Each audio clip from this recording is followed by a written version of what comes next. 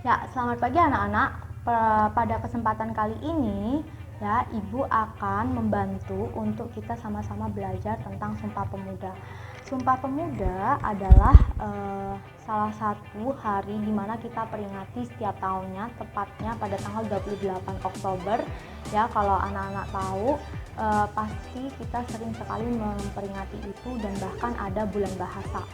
Ya, oleh karena itu, Ibu pada kesempatan kali ini, Ibu akan memaparkan beberapa hal yang menjadi fakta unik dari Sumpah Pemuda itu sendiri. Dalam pergerakannya, ternyata Sumpah Pemuda itu memiliki 3 poin penting. Yang pertama, kami putra dan putri Indonesia mengaku bertumpah darah yang satu, yaitu tanah Indonesia. Kemudian yang kedua, kami putra dan putri Indonesia mengaku berbangsa yang satu, yaitu bangsa Indonesia. Dan yang ketiga, kami putra dan putri Indonesia menjunjung bahasa persatuan bahasa Indonesia. Sumpah Pemuda sendiri dituliskan pada tanggal 28 Oktober tahun 1928 di Jakarta, tepatnya di daerah Kramat Jaya nomor 106 Jakarta Pusat. Oke, kita akan bahas mengenai sejarah Sumpah Pemuda sendiri. Sumpah Pemuda ternyata dibagi menjadi dua, yaitu Kongres Pemuda yang pertama itu membahas mengenai pentingnya persatuan pemuda dan pemudi bangsa Indonesia. Kemudian untuk yang Kongres Pemuda yang kedua ternyata melahirkan 3 poin yang tadi Ibu sudah jelaskan, yaitu menjunjung tinggi tanah air yang satu, satu bangsa dan satu bahasa. Dari situ kita bisa mengenal 3 poin tersebut karena pergerakan pemuda-pemudi pada saat Kongres kedua itu.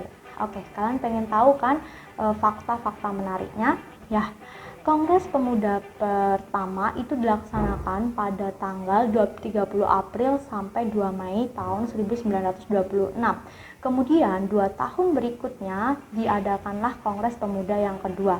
Kongres Pemuda yang kedua ini diadakan pada tanggal 27 dan 28 Oktober 1928.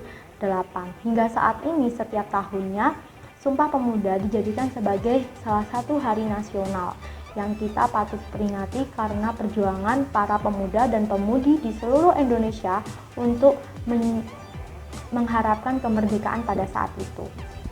Oke, ada beberapa fakta unik tentang Sumpah Pemuda. Anak-anak pasti penasaran beberapa fakta ini.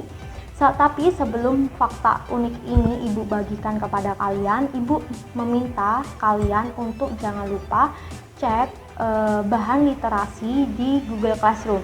Di situ Ibu sudah menyiapkan beberapa bahan literasi yang bisa dijadikan bahan bacaan untuk menambah pengetahuan kalian mengenai Sumpah Pemuda sendiri. Ya, khususnya dilihat dari sejarahnya. Oke, sekarang kita akan masuk di fakta unik yang pertama, yaitu awalnya tidak ada nama Sumpah Pemuda. Jadi Sumpah Pemuda sendiri itu tidak ada dinyatakan sumpah. Tapi mengapa dikatakan sumpah? Karena pada saat Kongres Pemuda yang kedua, para pemuda-pemudi Indonesia itu mengikrarkan 3 poin itu yang pada akhirnya ternyata itu mengandung makna sumpah. Nah, maka dari itu ditetapkanlah nama Sumpah Pemuda. Oke, yang kedua, bahasa Belanda ternyata pada saat Kongres masih mendominasi, sehingga para peserta yang ikut dalam Kongres tersebut rata-rata berpidato menggunakan bahasa Belanda. Hanya beberapa orang saja yang ikut menggunakan bahasa Melayu ataupun bahasa Indonesia. Kemudian, fakta yang ketiga adalah lagu Indonesia Raya itu dibawakan pertama kali oleh penciptanya, yaitu W.R. Supratman, dan dinyanyikan tanpa syair. Bayangkan, kenapa sih kok tanpa syair? Hal ini menyangkut dengan keamanan para pemuda-pemudi yang ikut Kongres pada saat itu. Jadi pada saat Kongres tersebut ternyata ada polisi Belanda yang menjaga ketat kegiatan Kongres yang diadakan oleh pemuda-pemudi di seluruh Indonesia ini. Oke, yang selanjutnya ternyata ada 6 perempuan yang ikut Kongres. Kalau dilihat ada 6 perempuan yang ikut kongres itu siapa saja, nanti kalian akan lihat di worksheet nama-namanya ya. Ada Ibu Emma, terus ada Ibu Siti Sundari, kemudian ada Ibu Nonat. Naskah Sumpah Pemuda ternyata ditulis satu orang saja. Siapakah si penulis naskah Sumpah Pemuda itu? Dia adalah Bapak Muhammad Yamin. Ya, oke. Pada saat itu tidak boleh ada kata merdeka. Lah, kenapa? Karena kita tahu tadi sudah saya singgung sedikit, kepolisian Belanda ternyata menjaga ketat kegiatan kongres yang diadakan oleh para pemuda-pemudi bangsa.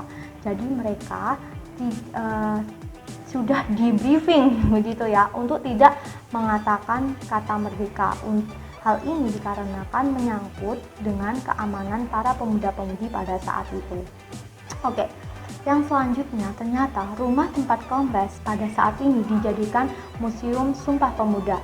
Ya, museum ini terletak di Jalan Kramat Jaya nomor 106 ya, Jakarta Pusat. Di mana museum ini ternyata sekarang sudah dijadikan cagar budaya dan menjadi Museum Sumpah Pemuda. Lah, kalau kalian penasaran, kalian boleh datang deh mengunjungi museum ini. Ya. Akhir kata, yuk kita melanjutkan perjuangan para pemuda-pemudi bangsa kita karena kita satu, yaitu Indonesia. Terima kasih buat para pahlawan yang ikut terlibat dalam kemerdekaan bangsa Indonesia.